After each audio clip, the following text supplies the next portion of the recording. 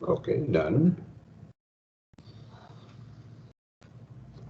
Okay, so today's plan is something like this. So we will have a few leftover exercises on generating functions. In particular, last week we have mostly seen manipulations with power series, generating functions, power series, that kind of stuff. This week we will look more at some applications of generating functions. And we will see a few examples where the counting problem, or you say solving recurrences, is apparently very difficult, but generating functions make the thing much simpler. Okay, so I start with this application. Okay, so I switch to conversation window. Good. Okay, so you just read it. And so suppose that you have a test with 4 sections, A, B, C, D. So assume that this section A contains many questions. In fact, you may assume that it has an infinite supply of questions of 2 marks each. Likewise, section B has infinitely many questions of 5 marks each. Section C has a single question, and let's say the marks is 4. And the final section has a single question of 1 mark. Now, these 2 mark questions, or these 5 mark questions, or this 1 mark question may be assumed to be something like objective numerical type. So either you solve it or you do not solve it. Okay. So in this 2 mark question, you get either 0 or 2. 5 mark question, 0 or 5. 1 mark question, 0 or 1. Only thing, section C, this 4 mark question, let's say this is of a different type. Somebody reads and gives you a mark in the range 0 to 4, and let's say these are integers. So you can get 0, 1, 2, 3, or 4. Okay. So the question is, in how many ways can you get a total of n marks? So just to illustrate what I mean by how many ways, let's say you get something like 21 marks. So it may be something like this. In section A, you answer 8 questions, or you correctly answer 8 questions. Non-correct answers, so false answers are not counted here. And then 1 question from section B. This is a possibility. Okay. And then definitely I assume that in section C you get you do not attempt the question, so you get 0. Section D also 0. So this is a possibility. 8 times 2 plus 5 times 1 is 21. You can also do this. Do not solve any 2 mark questions and solve 4 5 mark questions. And in section C, you just get 1 mark. And let's say you do not attempt section D or get 0. So there are several such possibilities. Okay. Now, so for 21, okay, there is some answer you can actually, I would say, enumerate all the possibilities, but given in general n, the question is how can we solve this? In fact, this addresses a query last week. So the query goes like this. So there we have talked about something like you are getting integer marks from 4 sections, each in the range something like 0 to 10. In how many ways you can get 25? The question is that because of the symmetry in that section things, so every section you can get 0 or 1 or 2 up to 10. And therefore, the question is, why should we use generating functions at all? Yeah, that's true.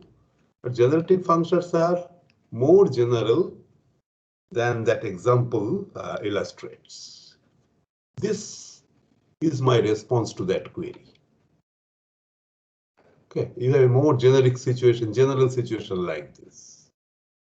And it's apparently a difficult counting problem, but generating functions make it much simpler. So I suggest that you work it out and let me know the solution. n+1. N+1, right? Yeah.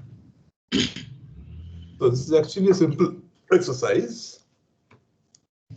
So I need to look at the coefficient of x power n in this section A.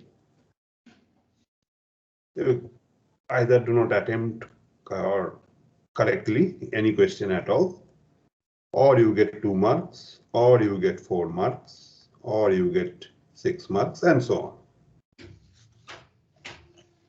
From section 2, you get either 0 marks, or 5 marks, or 10 marks, and so on. In section 3 or C, you get either 0 or 1 or 2 or 3 or 4. Finally, in section D, you either get 0 or 1. Okay, so if I multiply this thing and look at the coefficient of x power n, I will get my eventual answer. Okay. Unlike the example covered in the lectures, this is not symmetric about the sections. Okay. Anyway, generating functions give us a handle how to deal with it. The first one is 1 over 1 minus x square. 1 over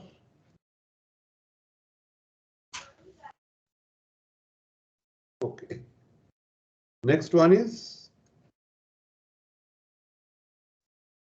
1 minus x power 5 over 1 minus x.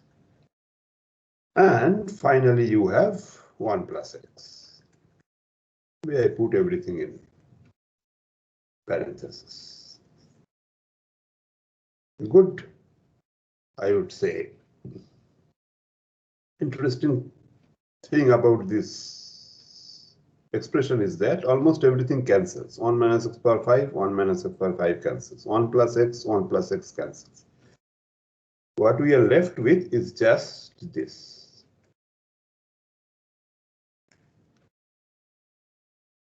Okay, and this is nothing but summation n plus 1 x power n for all n greater than or equal to 0. Agree? So your final answer is n plus 1. So 1 plus 2x plus 3x squared plus 4x cubed and so on. So this is this part, general form. So the final answer is n plus 1. Okay. So this is an example which illustrates that generating functions may solve a variety of problems, not always immediate from other tools like binomial expansion and all that stuff. Okay, so I hope that query is answered. This is a more general and more powerful technique.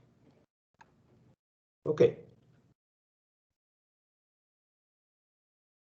Okay, anyway, this is a simple exercise. So the next one is again of number theoretic flavor. And I would say that here, although I am asking you to compute the generating function of something, but in part B, I am not essentially using this formula. Okay, but anyway, as an application, let us do it. So for n in n, positive integer, we denote by sigma n the sum of all positive integer divisors of n. And maybe let us take sigma naught, sigma 0 equal to 0.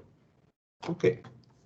So for example, if I take 6, what is sigma 6? 1 is a positive divisor, 2 is 1, 3 is 1, finally 6 is 1. So it is 12.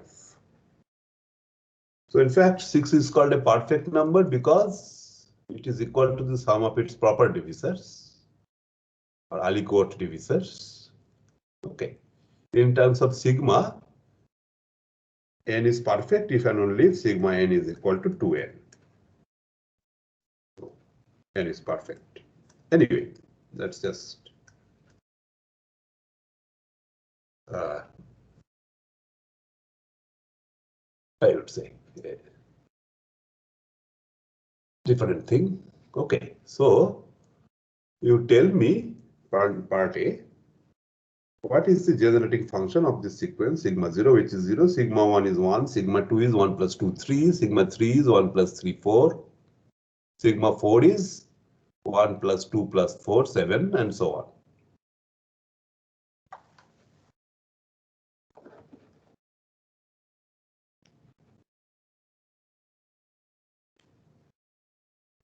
Okay, so there is a question. How do we distinguish whether the marks contribution from section C is 0 due to not attempting on? Okay, that's what I am. That's what I told you. Which is how many ways you can add section A mark, section B mark, section C mark, section D mark to your N. Okay, so I am interested in the individual section-wise marks, not how many times, how many questions you attempted. So here, for example, you got 8 questions in section A correct. Maybe you have tried 18. This does not count. Okay. Is this query clear now? You got 8 correct answers. It doesn't matter how many you have attempted. Okay. So in that sense, it is how many ways. Okay. So sir, it is not how many ways we can attempt. It is how many ways the marks can be added. Yes, you can add, get the total of 21 or n. Yeah. So sir, the means which questions we are choosing, like if we are getting 8 correct, that is also of no importance, right? That is also not important. How many ways? I mean, in how many ways you can make that sum? N. Yeah.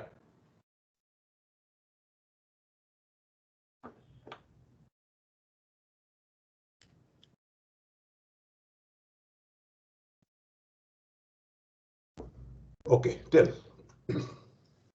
What is the generating function of this sigma naught, sigma 1, or sigma 0, sigma 1, sigma 2, and so on? Actually, we will not get a closed form solution, but anyway, give a good generating function.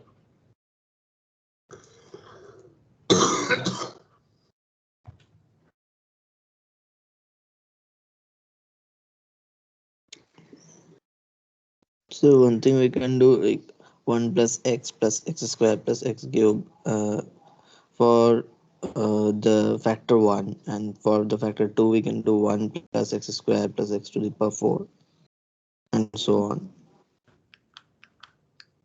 Okay, suggestion is okay. There are 2 problems. You should not start from 1. Sigma 0 is 0. Start from x or x square or x cube, whatever. Okay. Second thing is that if 3 is a divisor of some n, it will contribute 3 to that sum, not 1. I am not counting the number of integral divisors. I am adding all the positive integer divisors. Okay, so that series, even if I start from 1, is not correct. So we can take like r times x power kr, and then like k, where k is a natural number, and we vary both k and r with respect to natural numbers. Like, yeah, fine. So that is the correct. So the generating function is summation. Maybe I make it sum over n greater than or equal to 1. So x power n, sorry, contribute n x power 2n, n x power 3n, and so on. So if I now simplify this is the sum over all positive integers of n x power n 1 minus x power n, right? So it will look like this. X power 1 minus x, 2x square, 1 minus x square, 3x cube, 1 minus x cube, and so on.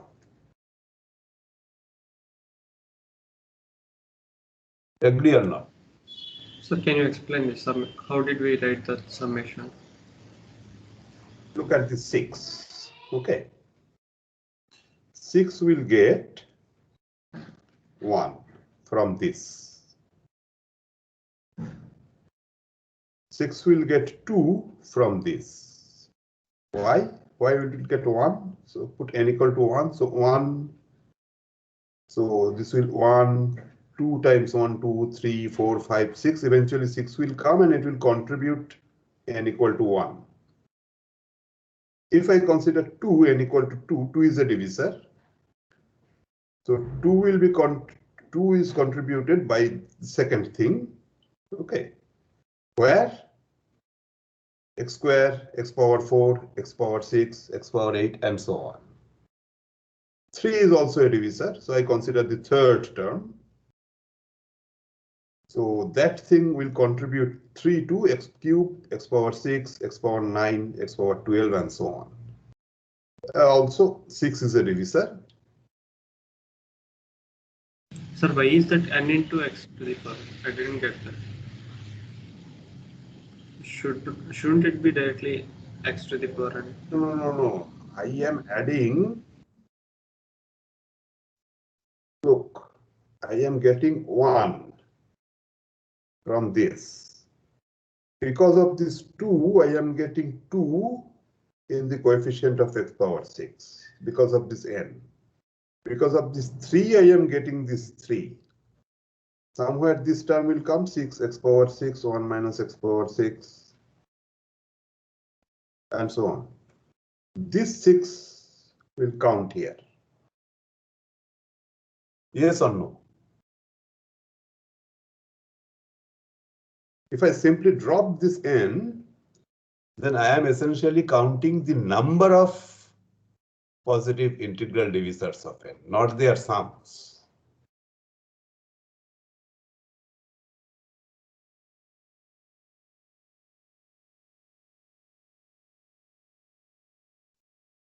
Any more confusion?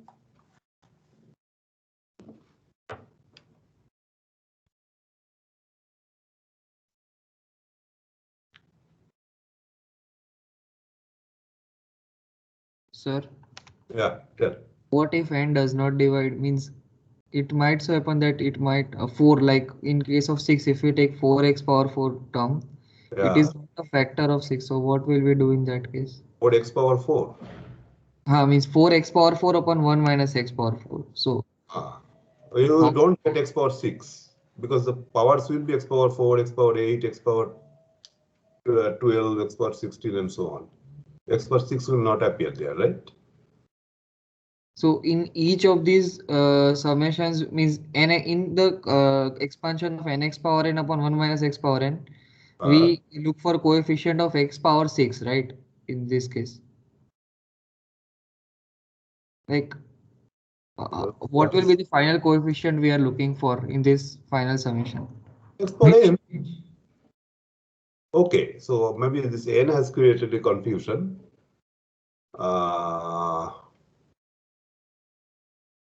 Okay. Okay, if you think this n has created a confusion, or maybe I just say the sigma k coefficient of x power k.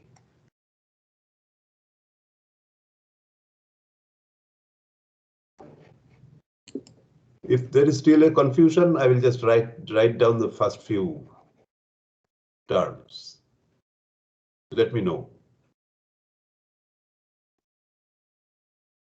And sir, can you explain that why are we multiplying n? Means contribution is there in the power, right? Okay, I will write down. Maybe I will just write down. Remember this expression, okay?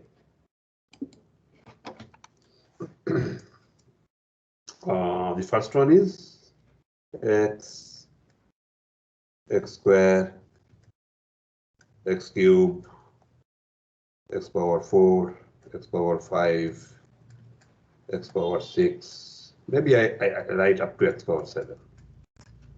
Second one is 2x square, 2x power 4, 2x power 6, 2x power 8, and so on. Maybe I have x power 8 also. Okay.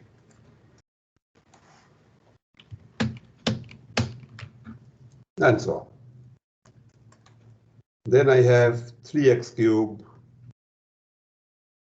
3x power 5, sorry, not 5.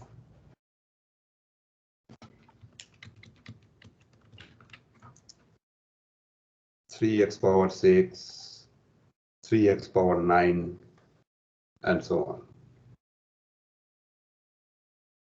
on. 4x power 4, 4x power 8. These things will come, right? 5x power 5. Then the next one will be 5x power 10. 6x power 6. Then 12, forget it. 7x power 7. 8x power 8, and so on.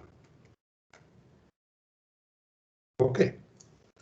So if I now look at, for example, the coefficient of x power 6, this coefficient is 1, this is 2, this is 3, this is 6. Now you understand why I am multiplying this by n. Yes, sir, understood. We are looking for sum, right? That's why. Yeah. If I just have 1 here, then it will count something, but that is the number of positive divisors, not their sums. Similarly, look at 8. This is 1, 2, 4, 8.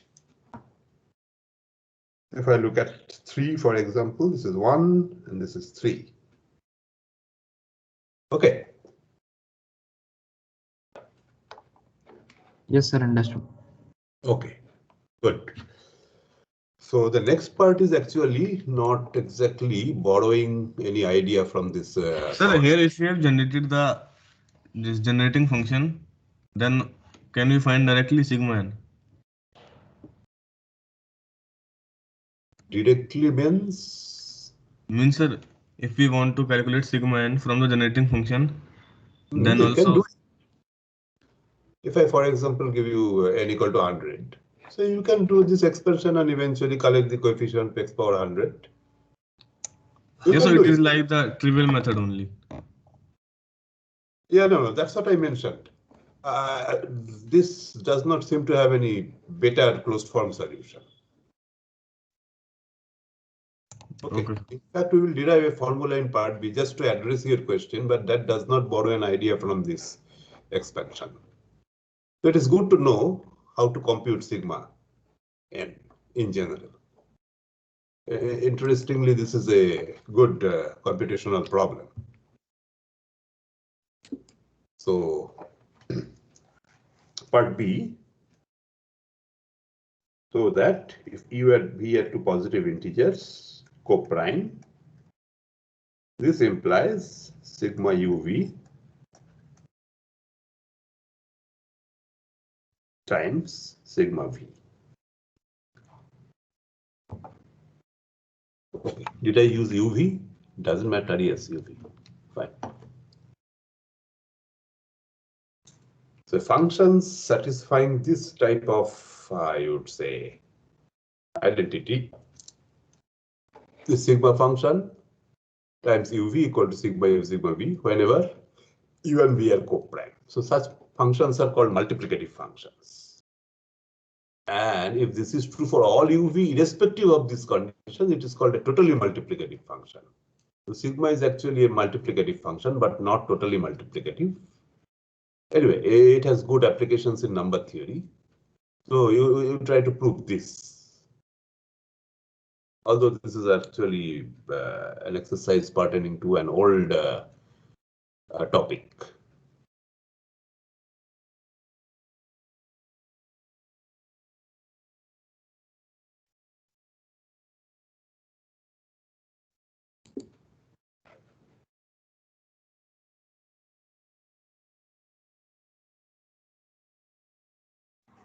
Sir, we can assume u equals p1 to the power e1 times p2 to the power e2 and so on, and v as q1 to the power f1 times q2 to the power f2, where pi are distinct from qi's because GCD is 1. And yeah, so I suggest that let us not use that formula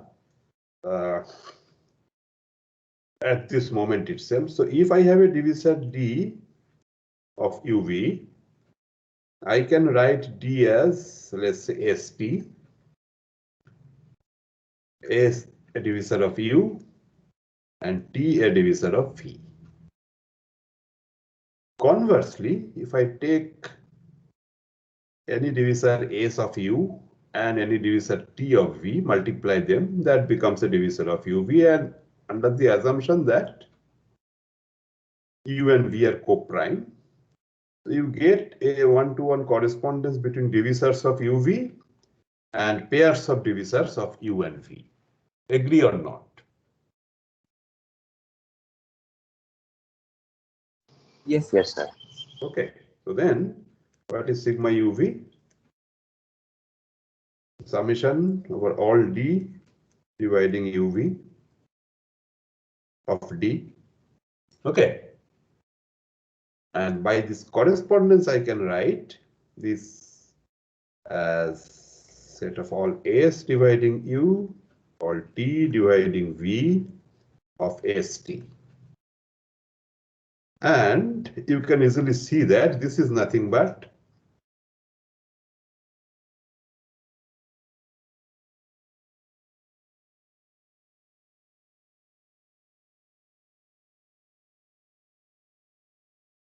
and this is sigma U, this is sigma V. Okay. yes, sir. Yes. Okay. And therefore, okay, so now if I take a prime P and raise it to some positive exponent, what is sigma of this?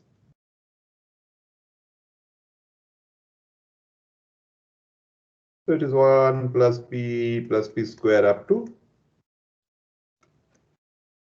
P power E, and I can simplify it as P power E plus 1 minus 1 over P minus 1. Therefore, if I take a general thing like this, P1 power E1, P2 power E2, Pt power Et, this will be sigma of this times sigma of this by this property. These are distinct primes. Sigma of this will be sigma of this times sigma of whatever remains. So it will be the product for I equal to 1 to t of this quantity. Pi ei plus 1 minus 1 pi minus 1.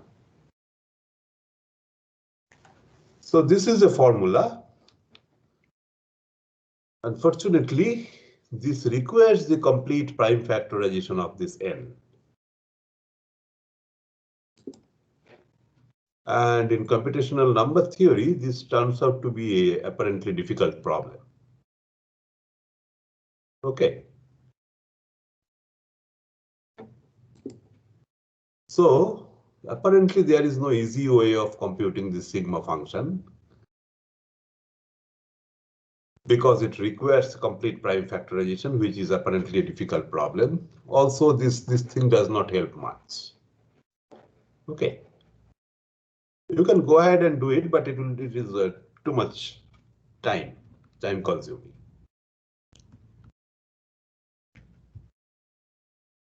Okay, so anyway, let's not worry too much about this algorithmic or computational issues here. We are doing some mathematics and this is a formula that should keep you happy. If you can factor a number, you can compute its sigma. Happy or not? Yes, sir. Okay, good. Okay, but this part B has nothing to do with that generating function. Anyway, in the remaining two exercises from generating functions, I will solve a couple of recurrence relations. Okay, one is something like this. This is a linear kind of recurrence. The problem is that you are actually having two sequences A0, A1, A2, and so on, and B0, B1, and B2, and so on, and they are connected this way. Okay, An is An minus 1 plus Bn, and Bn is Bn minus 1 plus An minus 2. Okay, for n greater than equal to 1 and for n greater than equal to 2. Now, by repeatedly substituting, let's say An equal to this, then you say Bn, then Bn minus 1 will come. Once again, you substitute. So eventually, the problem is that you cannot get rid of, decouple this A and B. Agree or not?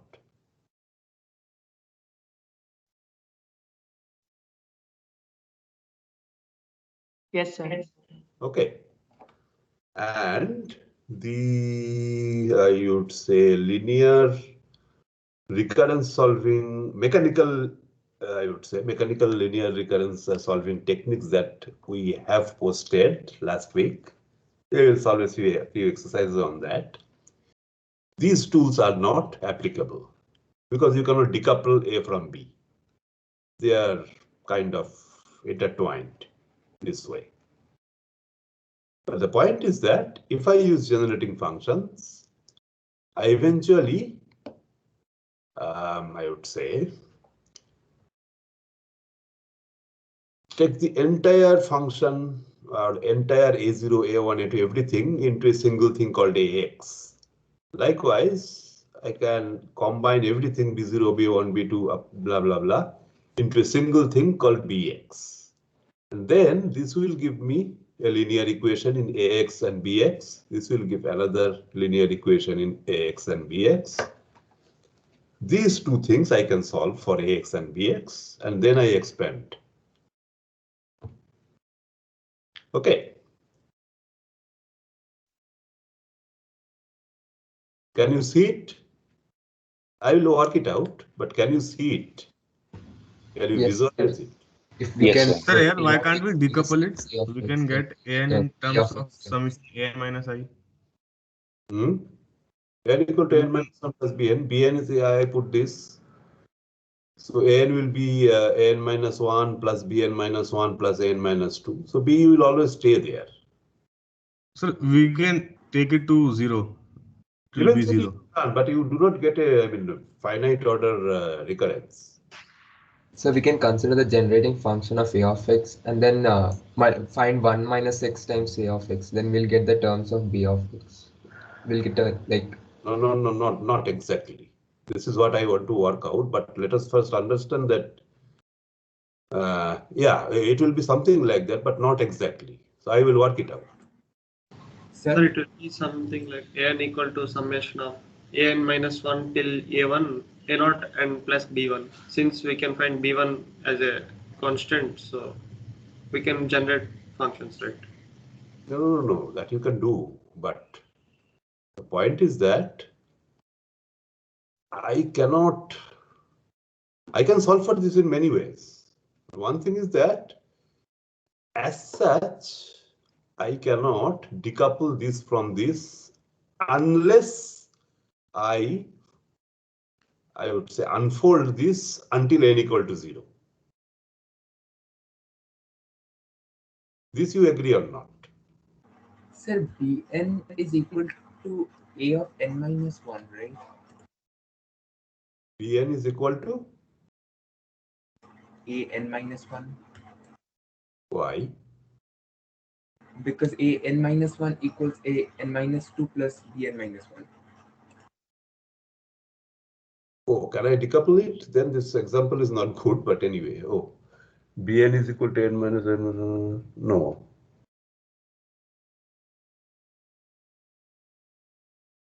So through observation, he's claiming that. No, it's not a question of observation. No, sir, not through observation. It's just the same recurrence. B of n minus 1 plus a of n minus 2. So B of n minus 1 plus a of n minus 1 minus 1, which is a n minus 1. Without a writing, I cannot understand. Sir, by substituting n to n minus 1 in the first equation. Yes, sir, yes, sir. Okay, so what does it give? An minus 1 is equal to an minus 2 plus bn minus 1. Yes, sir. Which is equal to bn.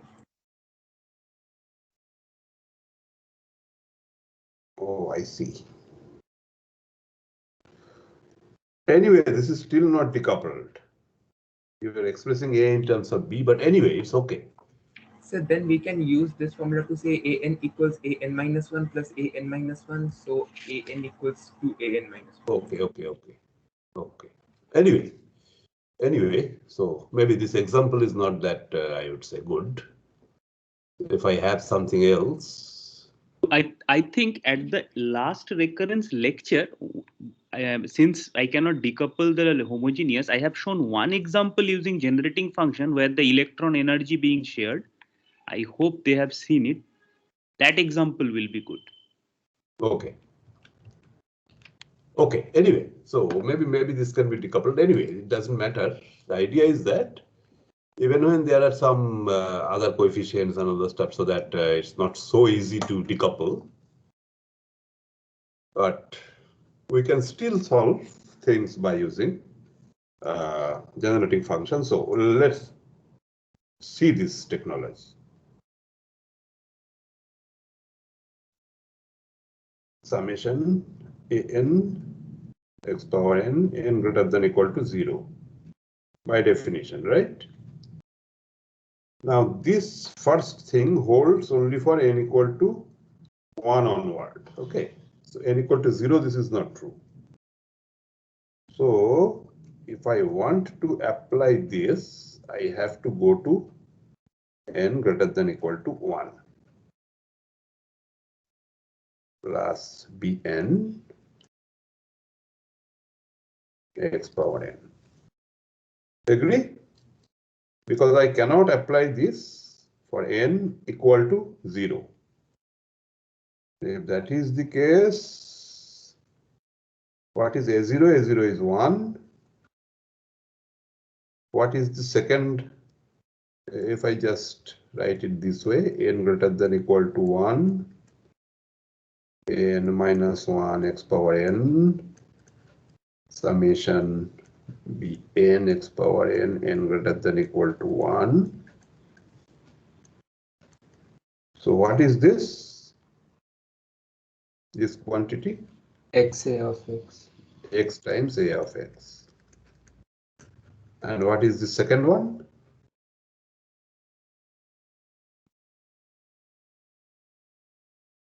Sir, b of x. B of x Minus b naught. Minus b0, right? Yes. This Yes, is sir. x minus b0. Yeah. So this will be b of x minus b0. b0 is 3. So if I simplify this, 1 minus x ax minus bx, right? Equal to minus 2. Correct? 1 minus 3 is minus 2. So this is my equation number 1. Okay. So take care. So somebody looked at it and said 1 minus x ax minus bx equal to something. It's not exactly like that. So I have to work it out this way. Okay. Likewise, if I use the second thing,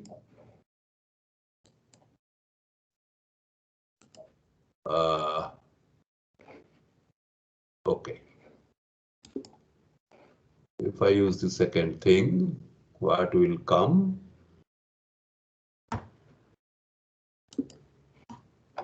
Bx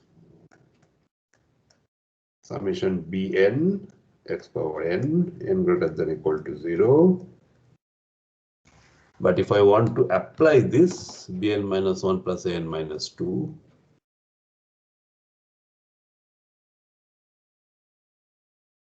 I have to start from n equal to 2. Okay. So the first two things I have to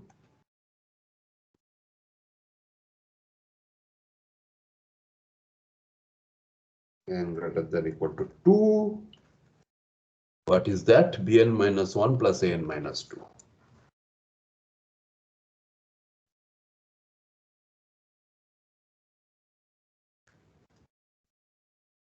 What is B0?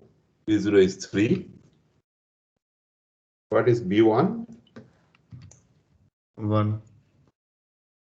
B1 you can get from here. Yes. It is A1 minus A0, so 2 minus 1, 1. X, then first one.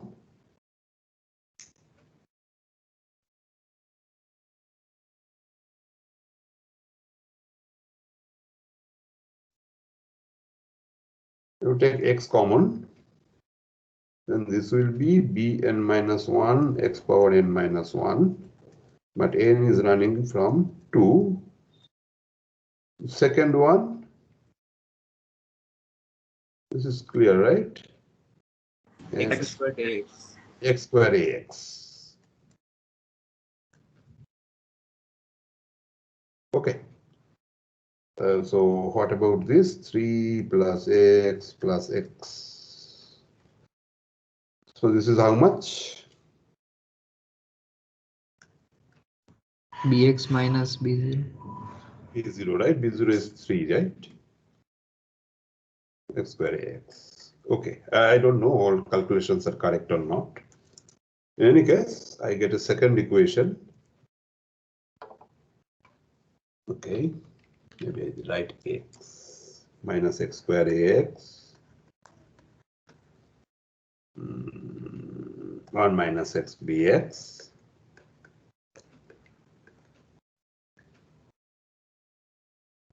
3 plus x minus 3x minus 2x. So this is my second equation. So this was the first equation. This was the second equation. I can solve for ax and bx and then expand them individually. I will get an and bn. Anyway, so maybe it was not a very good, well chosen example. That is why I could decouple. If I, for example, took n minus 3, then it would be difficult. But the formulas will also not be very good. Okay, so n minus 1, and here n minus 1, n minus 2. Okay, so this choice is not good. Okay, but anyway, by slightly modifying this form, I can disable the possibilities of decoupling. Okay, but whatever we have done here, this is still valid, right? You will eventually get two linear expressions, linear equations in Ax and Bx. I can solve them and get the final result. Happy or not? Yes, sir. Yes, sir. Okay. So this is what this exercise illustrates. Okay, so I should actually stop because it's already 10:56. But anyway, this is our last example.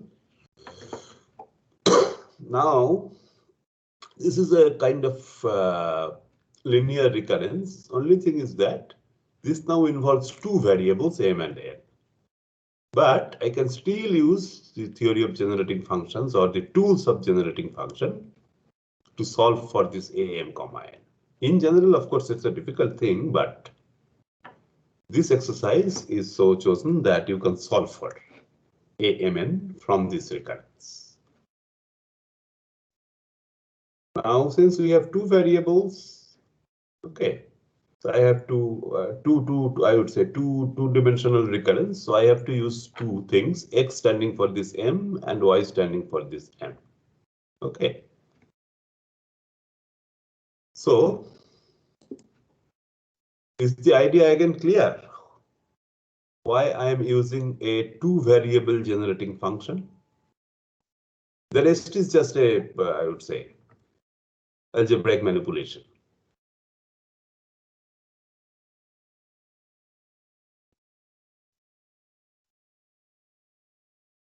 So this is a recurrence involving two variables. That's why I am using x and y. X corresponds to this m, y corresponds to this n. Agree or not?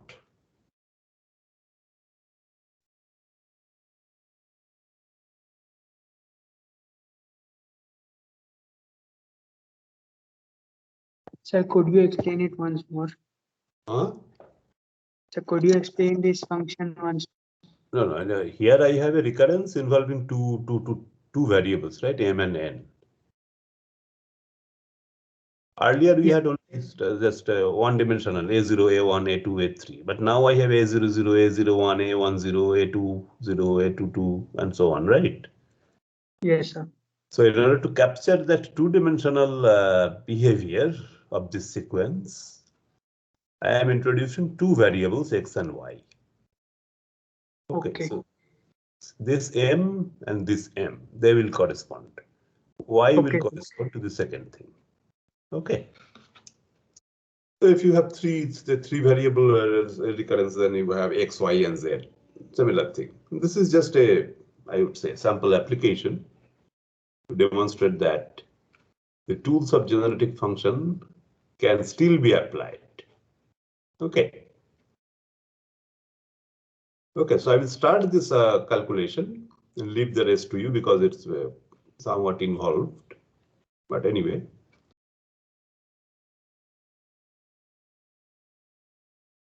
Is the intent clear? Yes, sir. Okay, great. Then what is AXY? It is this thing, but I cannot apply this recurrence unless n is greater than equal to 1 and n is greater than equal to 1. Okay. So one thing is, let me take A00, x power 0, y power 0. Then let me take m0, x power m, y power 0, m is greater than equal to 1. Summation A0n x power 0, y power n, n greater than equal to 1, and then I have m n greater than equal to 1 both. Then I can use this.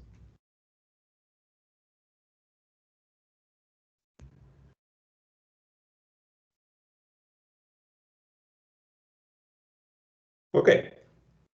So what is the first thing? A00 is 1. X power 0, y power 0 is 1. What is the second term? Sir, x One. power m. X power m. So it is a sum of x power m for all m greater than equal to 1. So that is x over 1 minus x. And this is similarly okay. Then I just write it down, separate it out, m minus 1 n, x power m, y power n, mn greater than equal to 1, and summation a m n minus 1, m, y power n, mn greater than equal to 1. So you see that this will eventually contribute AXY, but after some manipulation. Can you see it? We take out x common. We have to do something like that. Okay. So maybe I just do a first step, m minus 1 n, right? M minus 1 n, x power m, y power n, mn greater than equal to 1. So if I take m common, sorry, x common, I have m minus 1 n, x power m, y power m minus 1, y power n, mn greater than equal to 1. So this is good actually. So if I just rename m minus 1 as m,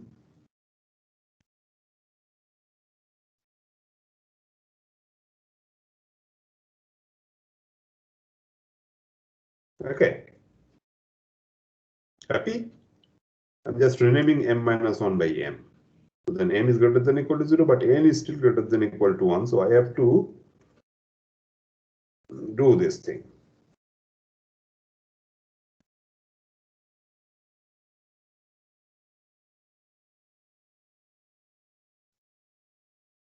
Minus m greater than equal to 0, m0, xm, y0. Am I correct? Yes, sir. Okay. The first one is AXY. Second one is 1 by 1 minus x. okay. So x by 1 minus x. This will actually cancel. Likewise, from the second thing, this will cancel. What will remain? Eventually, you will get 1 over 1 minus x minus y. Now, from this, I can write it this way: 1 plus x plus y, x plus y square, and so on. So from this, can you give me a formula for AMN? n plus n, choose n. M plus n, choose m or n, whatever. Okay, and now plug it in. You will see that this is fine. If m is 0 or n is 0, m plus n is either m choose m, or n choose n. This is 1. And if I plug in that formula, you will see this is nothing but the standard Pascal identity. M plus n choose m is m plus n minus 1 choose m minus 1 plus m plus n minus 1 choose m. Okay, anyway. Okay, so I think I stop here and let Professor Hajra, Yeah. take over. So I think we have a little bit of break for the students, and then after Yeah. 2-3 minutes we will start. So I will then stop my presentation, but we can continue to have this recording. Yeah, sure. So we'll restart again. Let's say 3 minutes from now.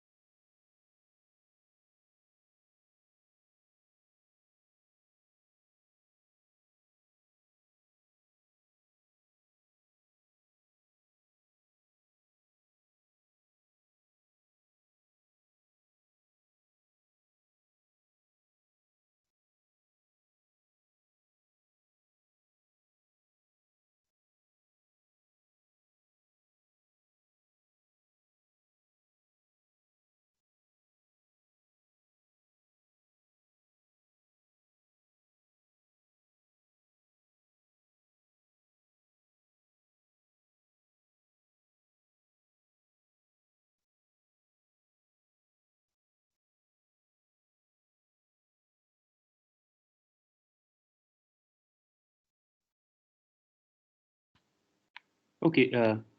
Am I audible properly?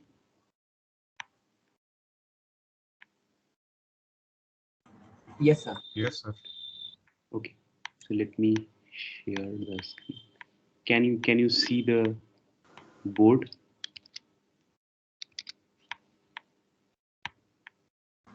Yes, sir. Okay. I can figure out there may be a little delay, but anyway, I hope it will be manageable due to some problems in the network intermittently. But I hope it will be manageable. Okay, so I got two queries. Let me clarify. I mean, rather the clarifications, I would say. So one of your friend has asked me to explain that how the recurrence we are forming for n bent line or V-shaped line in a plane. So I guess for non-intersecting lines, the recurrence is clear to you, meaning that, let's say if I have one line, you know the number of regions formed is this is one region, this is two. If you have two lines, the number of region is 1, 2, 3, 4. So here the logic is that now all lines are non-intersect. I mean, it will not intersect. No three lines will intersect in a point, and no two lines are parallel. Now the question is that what is the maximum region you can get when you introduce a new line? The concept goes that when you come to a point to intersect here, you are dividing the region, or rather increasing the existing region by 1. You are here adding +1. When you go and then for the next crossing, you are introducing a new region +1. And finally, when you leave out, you also introduce another region. So therefore, the nth line, when the nth line is introduced, it increases the region by 1 for every line it crosses, including an additional 1 when it leaves out everyone. So we form the recurrence that nth line, when it is introduced, whatever be the region formed by n-1th line, plus I introduce n number of new regions. I would say that as per my discussion, it is n-1 line crossing. When you reach there, you introduce one more region for each of them, plus when you leave out. So effectively, this becomes plus n. I hope this is clear, right? Agreed or not? Yes, sir. Okay. Now see what happens when we go for wedge. This kind of thing.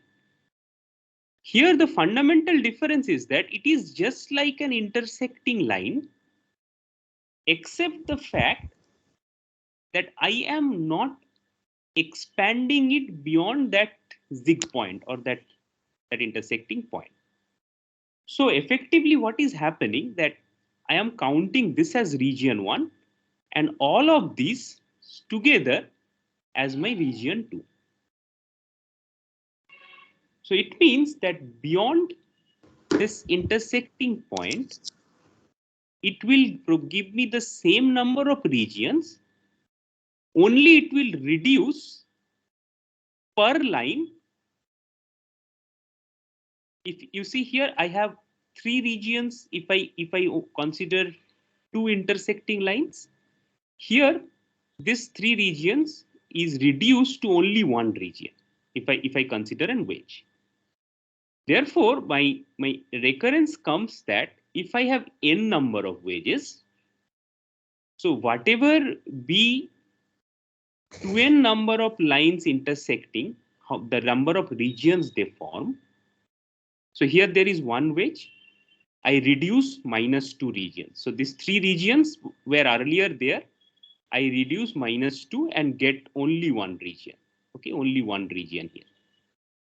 So therefore, if I have n number of such combinations, n number of wedges, then whatever be the regions introduced by 2n number of intersecting lines, I reduce finally when that final jig point comes and crosses out, I reduce 2 into n number of regions here for n number of wedges. Here you see for one wedge I reduce 3 minus 2. Okay, so 2 observations here primarily, since we want the maximum number of regions. So effectively, suppose I have already, let's say these 2 wedges are there. So where do I put the third wedge? A critical point here is that you would not like to put the third wedge like this, right? Otherwise you cannot maximize it. So your best bet would be the tip point or the zig point that you make sure should cross everybody as much as it can, right? Isn't it? Yes or no? Yes, sir. So therefore, this observation makes this tip point beyond every line. Since this tip point is beyond every line, so if you extend these 2 lines and form the L2n from that, you will exactly reduce to n number of regions when you go for wedges, not for crossing lines. That's the recurrence. For more understanding, let us go from 1 to 2. So you know 1, I have V1 equal to 2 regions, 1 here and 1 here, right? When I go for the second wedge, When I go for the second wedge like this, I want to cross every line as much as I can. Right? I want to cross every line as much as I can. Yes or no? Now just try to count the number of regions here. 1, 2. This side together comes 3. This is 4. This is 5. Now see that this side is all 3. So if you just keep on expanding, only the regions are 6 and 7. Agreed? 3 because 3 is also here, 3 is also here, everything. Yes or no? Yes. Yes, sir. Yeah. So now the point is, see, if I have, yeah, yes. Yes, you have a question. Sir, here we are means in this L of 2n, we are also taking the regions which are like when these two lines are intersecting after this pinpoint, sir. Meaning Means we are also taking the regions after. Yes, sir. Yeah, go ahead. Sir, like so there would be some case that when some of the lines are intersecting with these two lines after this point, after the vertex. See, no, you see, the point is I want a maximum number of regions. Right? Okay, maximum. So yes, sir. Yeah, it is not a bad good. So your question is, if I have like this, then you may say that when I extend this one, yeah, but this is not a good choice now to make it maximum. Yes, sir. Yes, so sir. That's why my second observation is this one. The good choice would be, instead of doing it in this way, the good choice is that your tip should be beyond everything. Yes. You make a tip in such a way that your tip point is beyond everything. Then only you can apply this one. If I do not give this maximum, yes, then the whole recurrence is totally gone. I mean, then it's a different ball game. Okay, just try out some of the drawings like this and you will figure out what it means. But the essence is like this, that we are sacrificing 2n number of regions per wedge, per n number of wedge or V shapes. Okay. Okay. Yes, sir. Okay, let me move on. This is a very good observation, but it will eventually not matter. So what one of your friends suggested, that when we call for the recurrence of Tower of Hanoi problem, having n disk but 4 peaks, I say that I want to transfer from A to B, making C and D as my auxiliary disk.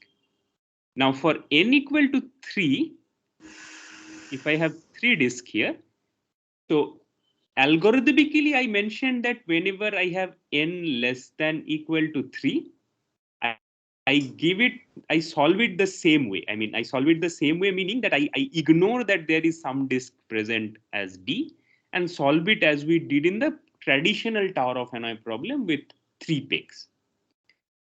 But the point is, if I allow this one, then in traditional case, if n equal to 3, then in traditional case, your T3 was 2 cube minus 1 equal to 7. But one of your friends suggested that it should be done by less number of steps, definitely, because what you can do is that you now can use as an auxiliary CD. So you can put this one first here, then the second one here, and then move the third one here, then push back here, this one, push back this one. Okay.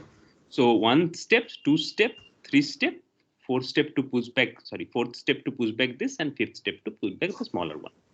So in this case, I can say that in the Tower of Hanoi, I would say with 4 pegs, your T3 problem is actually 5. Absolutely okay with this observation. But why we do not differentiate? If you look at the recurrence, we have 2 cases, right? One is n greater than 3. One is n less than equal to 3. Here, for n less than equal to 3, we say that solve it just like by traditional T3 problem. I am writing it 4, and this is the traditional with 3 peaks. So this is a constant, right? If n is less than equal to 3, whatever this value gives, whether it is a 5 or whether it's a 7, ultimately, this is a constant in terms of the algorithmic behavior. Right? Yes or no? But sir, for 3 pegs, the traditional answer for n equal to 3 will be 7, and for 4 Yes. pegs only we can get 3. So I Yeah, yeah. think we No. can just change the less than equal to sign. No, I am Then saying that that will. whatever you do, but this thing, whether you solve it using 5 steps or 7 steps, actually in the algorithmic sense, I mean, what is the complexity to solve this one would not impact, because the fact is that this is a constant amount of time finally at the end, constant number of steps. But sir, we can also do the same for n less than equal to 4 or n greater than 4. Like No, but less than equal to 4, if n is less than equal to 4, you can do the same thing, but the thing is that that will take more number of steps, because we have a recurrent behavior how to solve the problem with 4 pegs. Na? You remember, right? N minus k we keep, top k disk we move somewhere, or rather k we keep, top n minus k we move it here, right? We may move the top n minus k to D, and the remaining k number of disk in the bottom, we make C as an auxiliary and then push it to B using the three peg tower of Hanoi problem. yes. Yeah. So if you look at the earmark and the history that we have also floated in the slide, so gradually it has been proven that have you seen that if there is a root k, it will be the minimum. Yes, sir. Right. So Yes, sir. effectively, if you take, I mean, your observation is absolutely right and bang on. I have no objection to that. But effectively, when you solve it in terms of an algorithmic sense, this is hardly is a constant. And you know that constants are treated in algorithms, as you have seen in your algorithm course, is just like, I mean, how big or small, it doesn't matter at the final outcome of the number of step complexity. No, but what I say is that if we take for more number of, if we solve more number of problems using this recurrence, like it will create some order of n change. No. The thing, see. I mean, no. In recurrence, I mean, while solving algorithm using order, so suppose your function, what we say that this is something with, let's say, fn minus 1. It's a function of fn minus 1 something. I mean, f dash, I say, and something is a constant when your n is less than equal to n0, and when your n is greater than n0. So this constant doesn't play a role when you solve this problem with a big O notation, right? Whether it's 5 or 7. That's my point. My point is not that your 5 steps is wrong. My point is only that this is a constant ultimately when you consider this.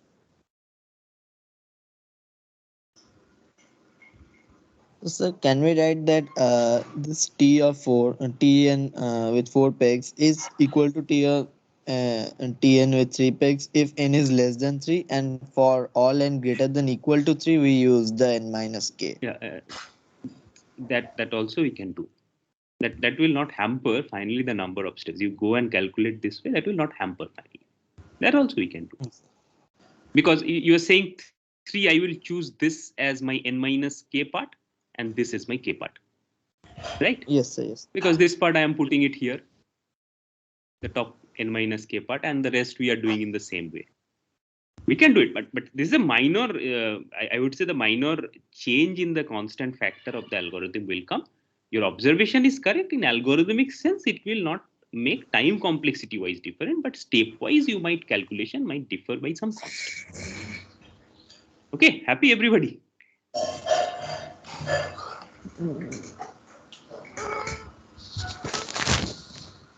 Just mute if you are not talking, it will help us. Okay. Good, well enough. So we have done many of the recurrence tutorials at the end with the generating function as well. Now we will go by the traditional way of solving recurrences, as we have seen some of the traditional methods in our lecture. So again, as we told when we started generating function tutorial, recurrence tutorial is also a little bit of mechanical one. So I would request you all to have a pen and paper, because if you solve These are just mechanical solving, and only the formulation might be a little tricky somewhere. Okay, the first problem is we call triangular numbers is the numbers which are summations of first n natural numbers. So Tn is 1 to n. T3 is 1 plus 2 plus 3, like that. For all n greater than 0. We define an as summation of all triangulation numbers from 0 up to n. Find the recurrence relation for an and solve it.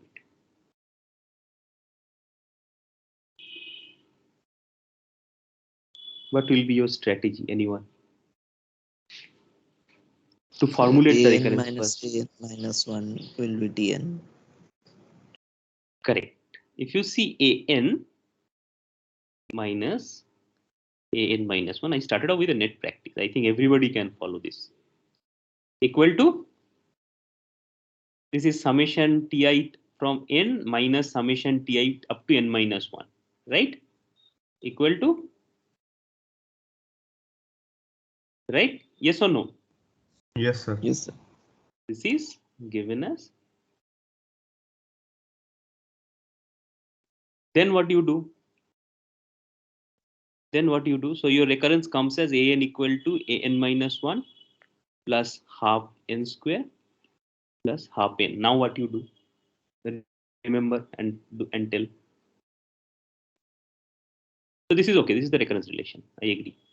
So we'll find the homogeneous part. Yes. What is the homogeneous part? This part, right? Yes or no? Yes. Yes, sir. Yes. So what is the general homogeneous solution? You will do it. I will just write it because I know this is Some mechanical. constant times 1 to the Some power n. constant A. Some constant a into 1 to the power n. Very good. I am just writing it a. Now what we do? Now we find the particular solution. What is the particular solution? It is a1 plus n into a2 into 1 to the power n times n to the power 1. A1 plus, let's say, a2n times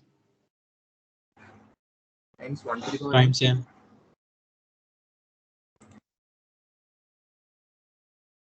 Yes or no, everybody? Yes, sir. Yes. Now what we do? So we find the particular solution constants A1 and A2 by putting it into the original recurrence solution. Okay. How do you get it? By putting it. Let's put it. So a1n plus a2n square equal to a1 n minus 1 plus a2 n minus 1 square plus half n square plus half n. How do you compare the n coefficient and n square coefficient, right? And maybe the constant coefficients. Yes or no? What will be your a1 and what will be your a2? Tell me quickly.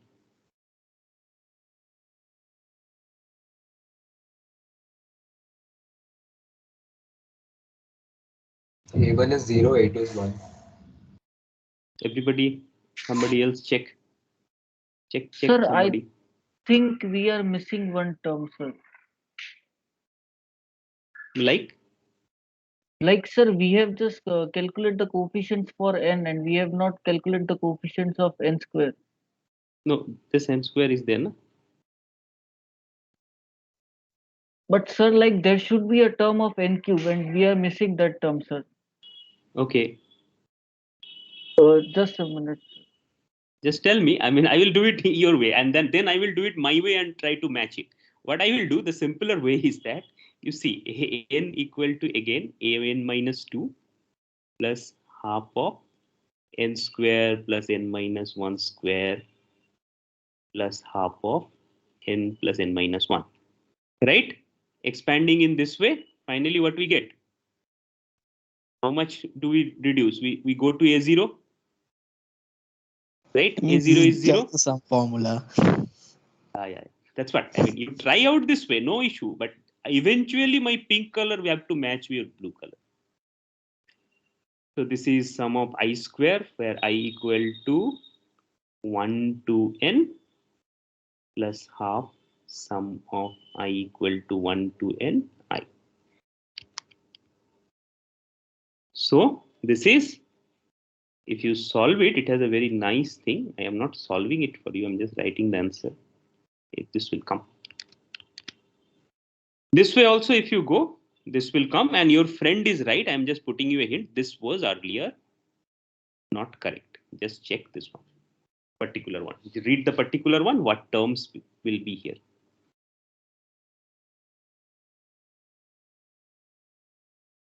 Okay, both will be the same. I mean, you are correct. The homogeneous part, the particular part has to be substituted here to get the values of these two. Then the total solution will have to be formed. The total solution is A plus whatever you get, A1 plus A2n plus A3n square, whatever you go on getting it. A1, A2 has values now. And then here for A0 equal to 0, you need to solve for A. Then you are done. But also expanding, we get the same. Have you got the flavor? This is just a warm up. That's why I'm not doing everything. Rest of the things are mechanical. So another way to do the sum is like the triangular number is just n plus 1 choose 2, and when we sum that, we get n plus 2 choose 3. So that's like one line. Exactly. So this you say that this is n plus 1 choose 2. Then you have added with.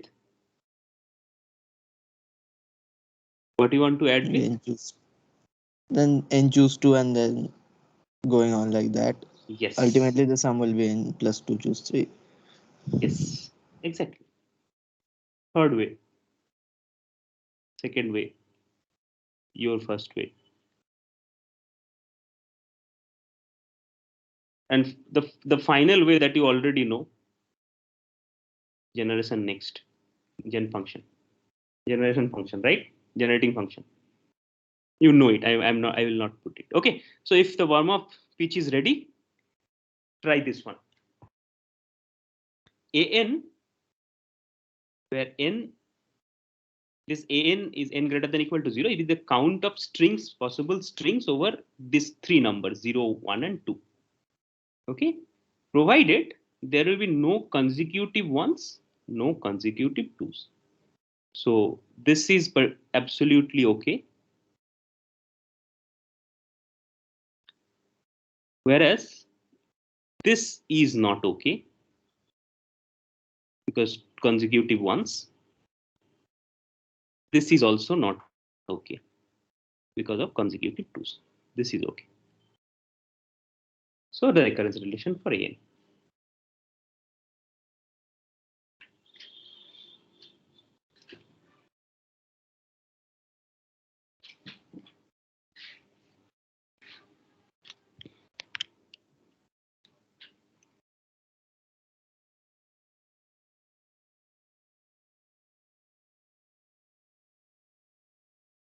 So we will do like an0, an1, and an2, where the last digits are 0, 1, and 2 respectively. Okay. Last or first, anything will do, right?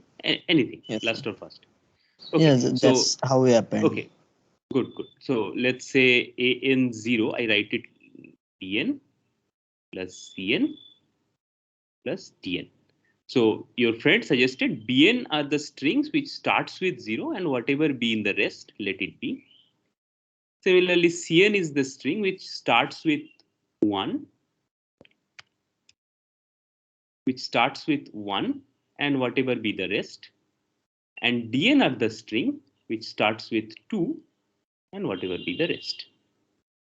Then what is for bn? Cn and dn should be same. No, first let us go one by one. Bn, let's say bn. What will be the count for bn? What will be the recurrence for bn? A of n minus 1. A of n minus 1. Correct. Because we just remove the 0 and get a valid string. Exactly, because 0 here, since I have no restrictions over zeros in consecutive appearance of the remaining part. So this part is nothing but n minus 1 length part, and I can have an minus 1 number of such combinations, such possibilities. Cn starting with n minus 1 minus Cn minus 1. what is it? 2 to the power? 3 to the power n minus 1. 3 to the power n minus 1. Minus Then Cn minus 1. What is your logic? We are just subtracting the number of strings which have a number of strings of length n minus 1 which have a 1 at the end. 1 at the beginning, let's say. Yes, sir. At the beginning. No, but what about the, I mean, why you are only 3 to the power n minus 1? I understand that all possible strings here. You are trying to reduce it. Why so only minus C? Why D is not getting into picture?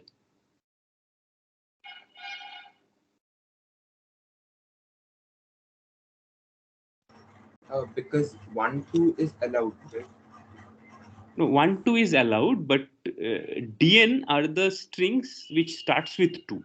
So here you are saying that all the strings that starts with 1, I want to subtract. Why is the case? Because you want to prohibit 1, 1, right? Okay, sir. Okay, sir. It should But not it be is, 3 to the power n minus 1. yeah. It should be an minus It 1. will be a minus 1. Yeah, correct. That's what. Shouldn't it be an minus 2 plus dn minus 2? An minus 1, then how much we reduce? Minus C. How much you reduce? Think. You are there, but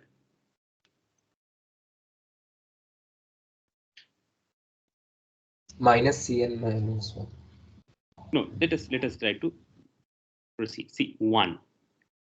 What is the next thing that here? What is the thing that we cannot put? We cannot put here 1. So we cannot. We can put here 0. We can put here 2. Agreed or not? Yes, sir. Okay. So let's say we can put 0 here. We can put 2 here. So the remaining part is just this one, an minus 2. Agreed? The remaining part. So if we put 0, Sir, then only it will be an minus 2. But hello, if we sir. put 2, then it will be I'll tell you. If we put 0, this is for the 0 in the second position. First position is 1. Second position is 0. Then it is n minus 2. Plus. Yes, sir. If we put the next position 2, then what it will be? dn minus 1. dn minus 2. No, just check this one.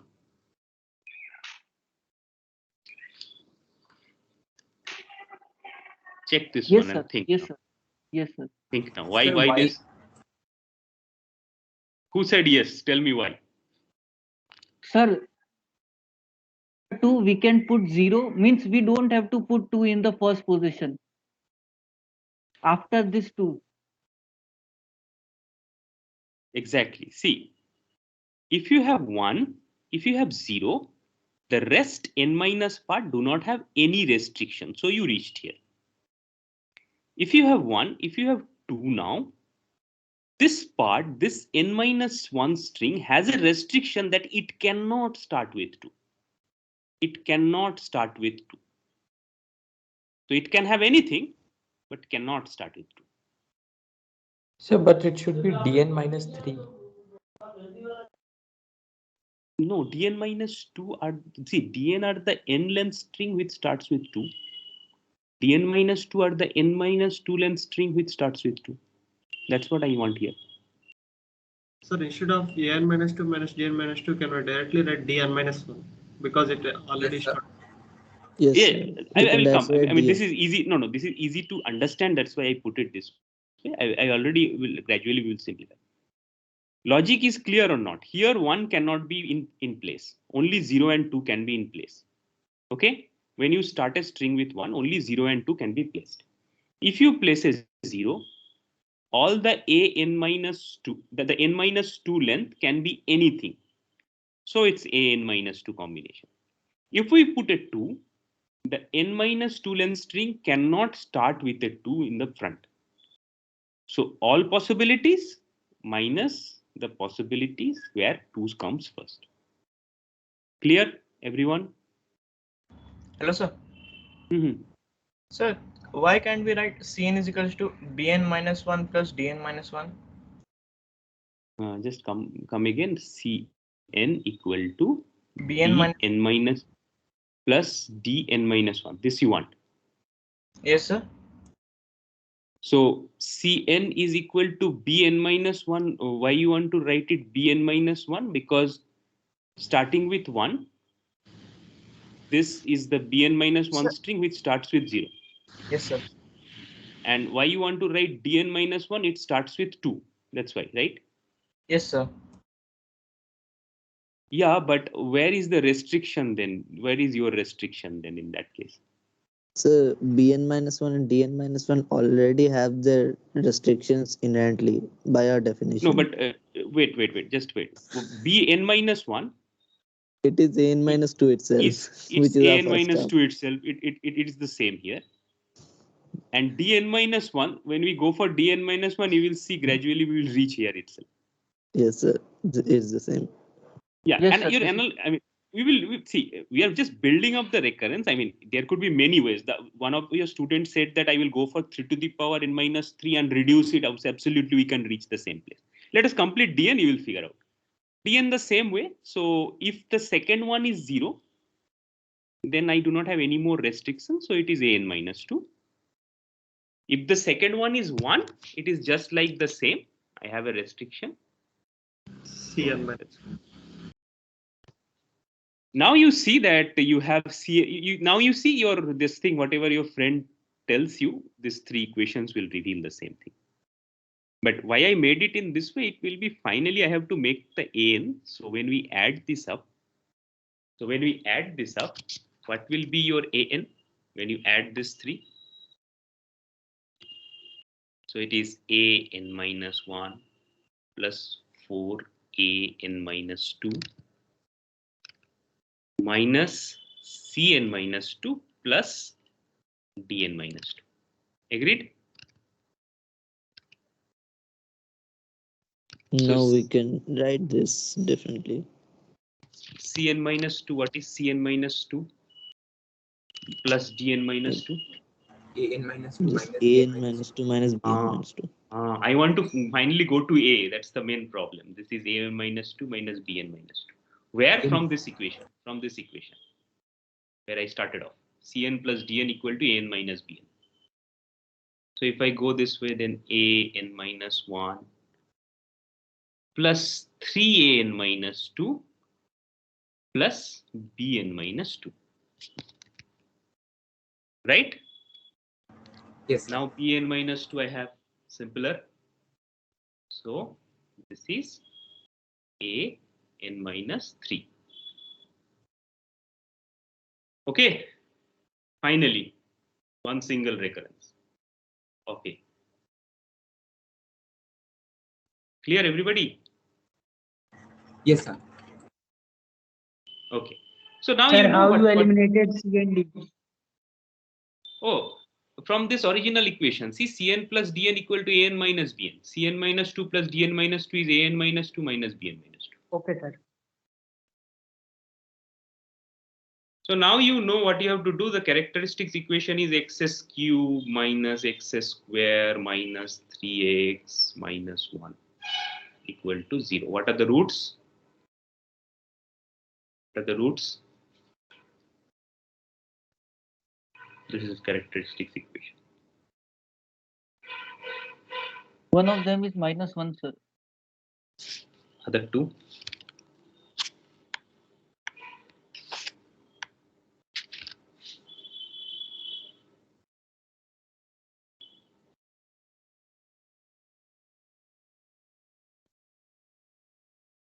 Check out. Yes, sir. 1 plus minus root 2. Yeah, when this is done, then you know the tough process. I mean, the laborious process. Agreed. What's the laborious process? The general solution to An is, let's say, alpha minus 1 to the power n plus beta 1 plus root 2 to the power n plus gamma 1 minus root 2 to the power n. And what is your base cases A0, what is A0, what is A1, what is A2. A0, how many number of possibilities? 3. One. Just the empty string. Okay, correct. A1, how many number of possibilities? A0 is 1. A1, how many number of possibilities? 3. A2. Why A1 is 3? Everybody understood, right? This is 0, 0. This could be 0, 1. Sorry. I went for 2. So what will be A2? I mean, let us just check A2. A0, 0, 0, 1, 1, 0. 5, 0, 7. 0, 1, 2, 2, 1. Did I miss anything? Yes, sir. 7. Yes. So I am not solving it, right? It's a. I think it's class 10. 3 equations, 3 unknowns. Okay, are you with me now? See, the difficult part was this part. The difficult part was this part that I am circling. This is the labor intensive part, and this is the most labor intensive part. So eventually, surprisingly, when we found that this will come. The other two will be very good. Your alpha will be 0. If you solve it, the beta will be 1 plus root 2 by 2, and gamma will be 1 minus root 2 by 2. The other two is very symmetric, but the first one is 0. So there is no term as minus 1 to the power something. So it is half. So if we write the Cn and Dn differently, can we reduce the order of this reconciliation because we have a 0 as a solution? Yes, I think so. I think absolutely. No. Your observation is correct. We have a 0 for this one. Definitely, we can. If we write it in a different way, it will. But I feel that this is easy to understand, so I go it in this way. But I mean, solution varies from person to person's understanding.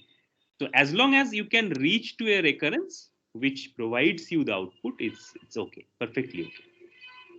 Okay, sir.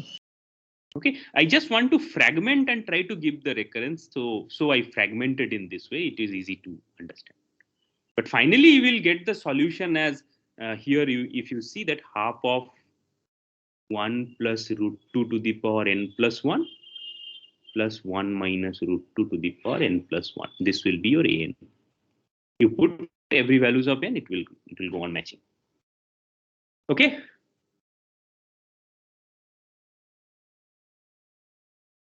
Sir, here why are we not writing Cn as Bn minus 1 plus Dn minus 1? You can. I said this is not the only way. I just want to show the structured way of thinking the recurrence because it eases up. Now only 0, 2 positions. What will happen with 0? What will happen with 2? This is the first part. This is the second part. To explain to you. I mean, if this you find it, you can write it. Even this equation, if you add on these terms, it will be like that. You add on bn minus 1 plus this one, you will see that you will get C.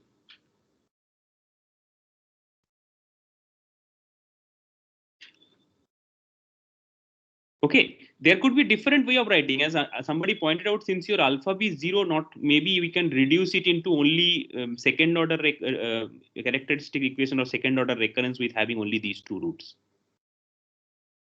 Okay. Okay, sir. This is just I tried to explain it using 2 parts, which is easy to see. That's what.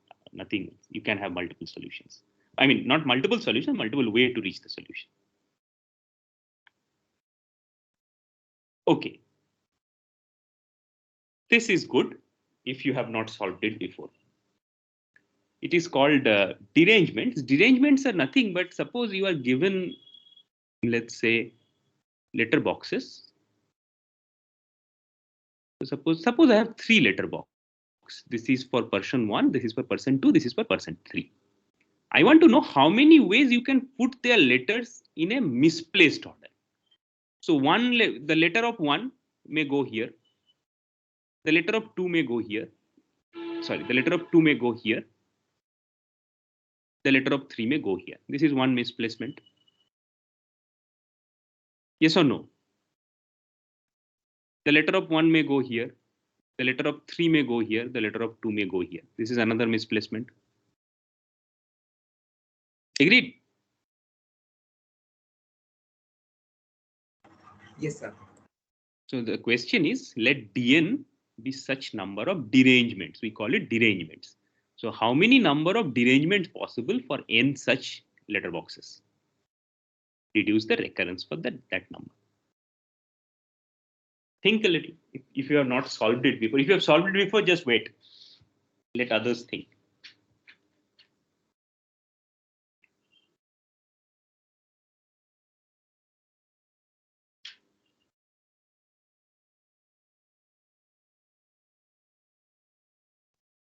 So accordingly, just let us first see the basic terms. What is D0? What is D1? What is D2? What will be D0? Let's say let's start with D1. I mean, because I have given n greater than equal to 1. What is D1? What is D2? What will be D1? 0. Because for one letter box and one letter, there is no chance of misplacement. What is D2? Two letter box, two letters. 1. Yes. One. What is D3? What is D3? 2. Just two shown here like this. Good. Now in general.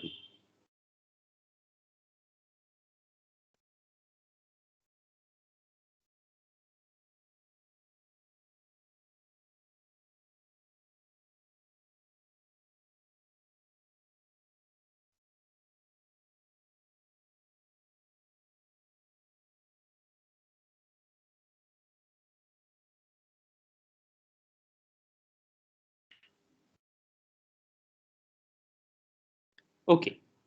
A small step forward. Let's say I have an array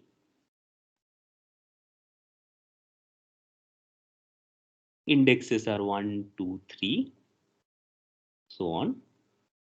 And I do not want to put, and I have elements, I have integers 1, 2, 3, 4, and I do not want to put that integer where the index is also the same. That's what the derangement problem is. Now let us try to find this recurrence that in the nth position, let's say xi be the number in ith position. So in x1, in the first position, I put x1. In the second position, I put x2. So the nth position is xn. Let us first see that if xn has a number I in it. If xn has a number I in it, obviously you know that I can be 1, can be 2, can be up to n minus 1, anything for derangement. Right? It cannot be n because I want to have derangement. In nth position, value cannot be n. Agreed? Yes or no? Yes or no? sir. Okay. Yes, sir. So what I am doing here is I am putting I in the nth position. Therefore, in the ith position, let me think of two possibilities. One possibility is in the ith position, I put n itself. The other possibility is in the ith positions, I do not put n. Now, can you reason? Can you reason the reduced with dn minus 1, dn minus 2, or whatever? Sir, if I position is n, then we simply have dn minus 2. This one is n. You obviously have. Let's put it in the suffix. Okay, so you have done in the suffix. Oh, sorry, subscript dn minus 2. This one is a little tricky, not very much, but a little tricky to think of.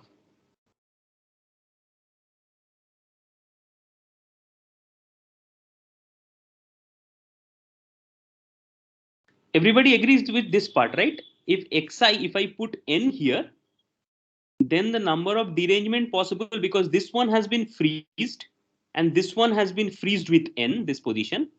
So the number of derangement possible is the rest n minus 2 positions, whatever way we can do. Remember, I have only chosen a particular I to start with. There will be n minus 1 such things. Later I will multiply. But for a particular I chosen for n, If the n be placed in the ith position, there are dn minus 2 possibilities for the rest. Recurrent formula wise. If it is not the case. dn minus 1.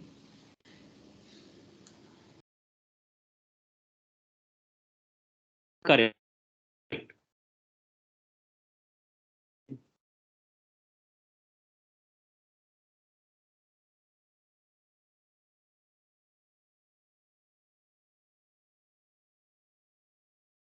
Okay.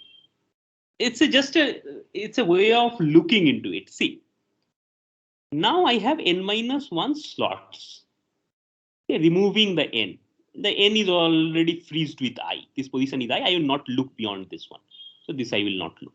So I have 1, 2 up to n minus 1 positions. Now I cannot take n, right? I have total, therefore there are total possibilities to be placed inside this is 1, 2, 3 up to I minus.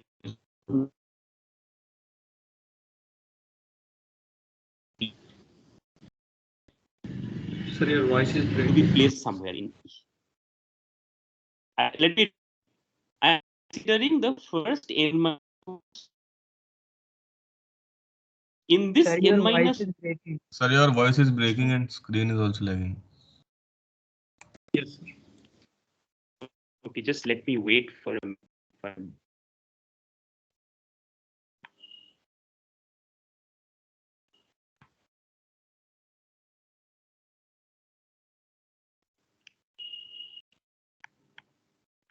Is it better?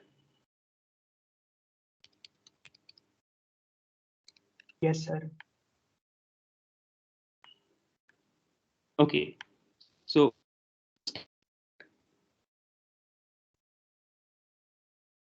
n minus 1 because the nth position has already been filled with I. So in the first n minus 1 positions, I have elements 1, 2, 3, I minus 1 up to that. I is already not in my list because I is already been placed. I plus 1 up to n. Right? Yes or no? Yes, sir. Yes, sir. Now see, xi cannot contain n. So if I replace the value of n in this set by I, this is the same derangement problems with n minus 1 slots. Now I have 1, 2, 3, I minus 1, also I in my list, I plus 1 up to n minus 1. And I have 1, 2 up to n minus 1 slots. Can you see this? Just to visualize in a different way. I cannot take n. I visualize this as a derangement problem again by replacing n with I. Same number of elements, number of just I need to derange.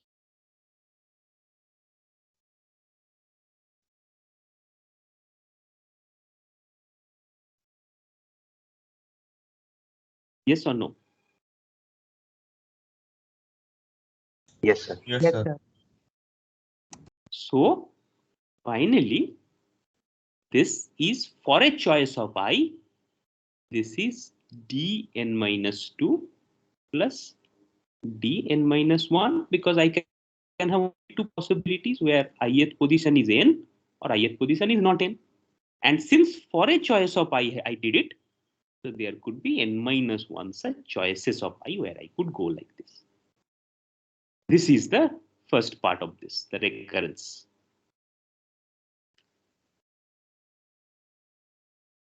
Happy?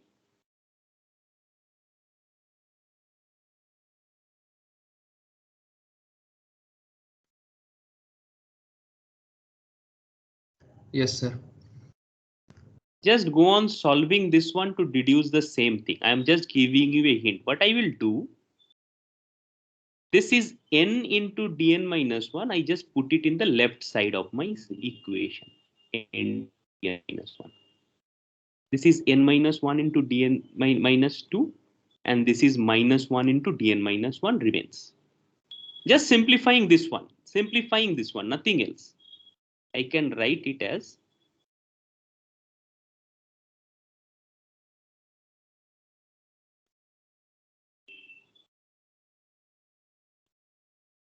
look at this and tell me if you agree with this equation or not. Simplification.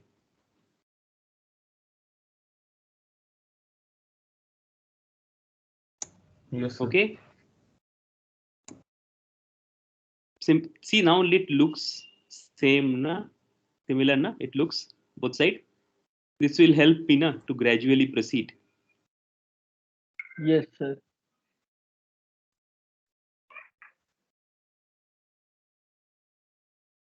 Go on like this.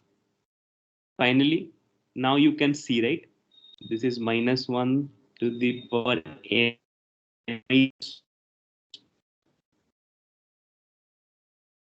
minus 2d1. Agreed?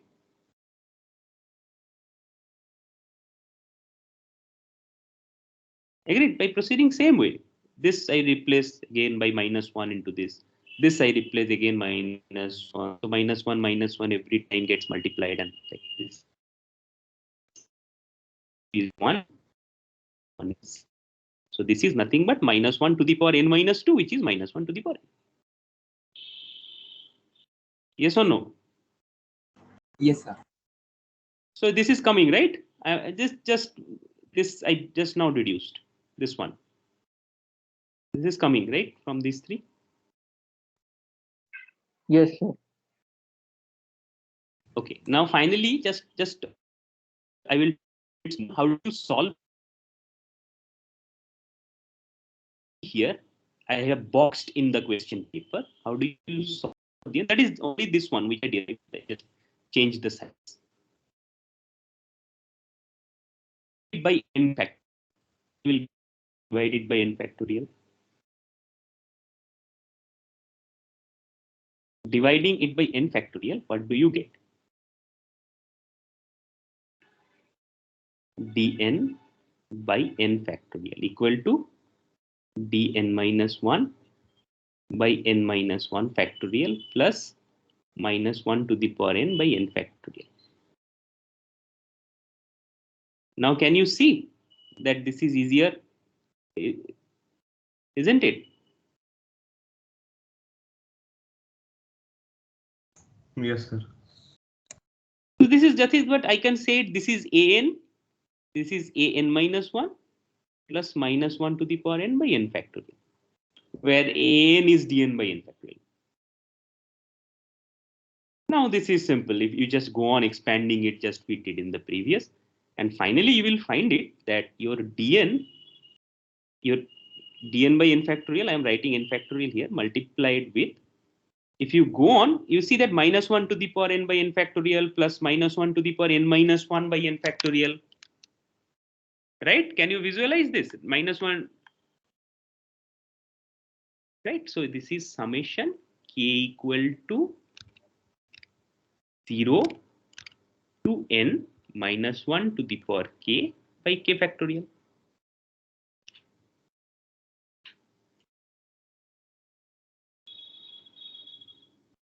Okay, everybody? Yes, sir. Sometimes, just for your knowledge, sometimes we call it using this notation. We place the factorial sign before and write the n afterwards. We call it as a subfactorial of n. Just from this derangement, this kind of mathematical formula came. Call it as a subfactorial of n. This is a nice uniform looking structure. We call it subfactorial.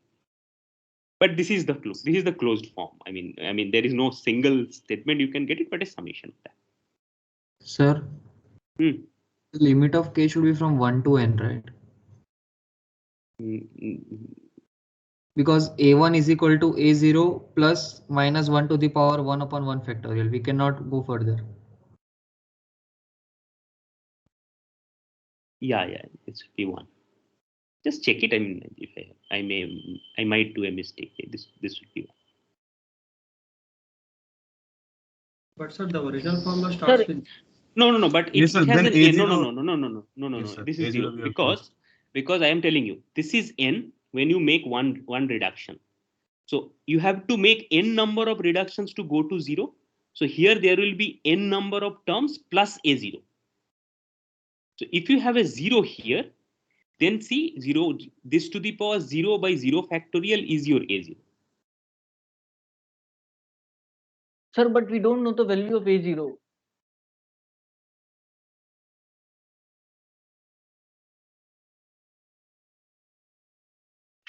Okay.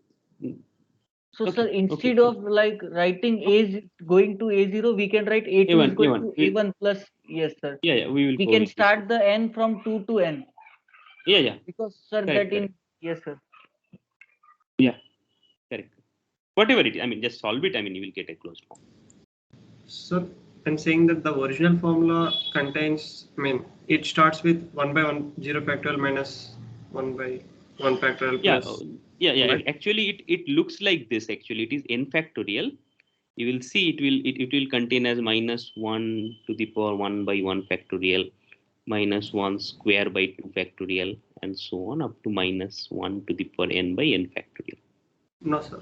It starts with minus 1 by. It starts with minus 1 to the power 0 upon 0 1 factorial. minus 1 factorial. Yes, sir. It starts with 0. So it will start from 0. Okay, this one. Just expand it. It will be like this. Sir, Anyway, the I mean, first two terms will cancel, sir. Always. Yeah. See, it doesn't matter. So that's why when your friend says that you go up to A2, that is what he is trying to mention, right? Because these two terms are opposite to each other. You can start with the square term, and that is your answer. But the subfactorial of n, since I am introducing a notion, it has a symmetry starting from 0 to n.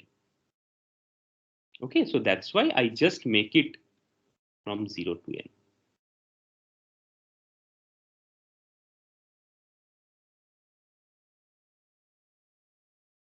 Clear. Actually, this summation, when you go, the actual thing will be this is from 2 to n.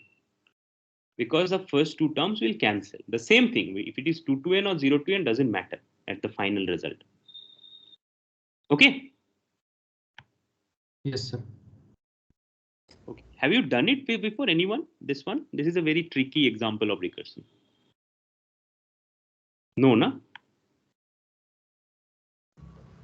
Sir, I knew the formula only. Have Okay, you you know solved, the formula. have you solved it in using any other method? Sir, inclusion. So combinatorially we can solve it. Yeah, what is that called? Inclusion, exclusion. Yeah. Yes. Principle of inclusion, exclusion. Yeah. We are using it here, right? Some sort, you would say. Good. So we are already past our time. So let us stop here. We will continue our tutorials in the next class. This tutorial, some of the remaining of today's, and maybe some from the divide and conquer recurrences, which will be uploaded coming week. Okay.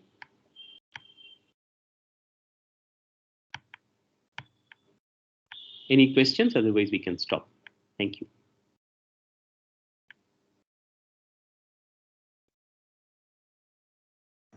Thank you, sir. So I had one doubt in the generating function part, but it was not answered last day. Okay, please ask. I think Professor Eddy is also here. You can please ask. What is the question? Sir, that was we have to make set but not choose consecutive elements. We have to choose. You have to make set. One question was there in the class. You have to make set from few elements but not choosing consecutive ones.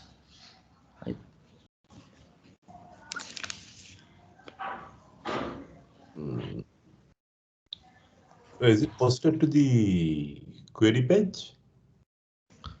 Yes, sir. I posted it there. Okay. I think we will answer that. I think Eddy, we can see that and answer. Yeah, look at it. Yeah, Gaurav, we will answer you directly, or if it is too involved, we can also bring it in the next class. Okay, sir. Thank you, sir. Okay. Thank you. Thank you, sir. Thank you, Bye. sir. Thank you, sir. Thank you, sir. Thank you, sir. Thank you, sir.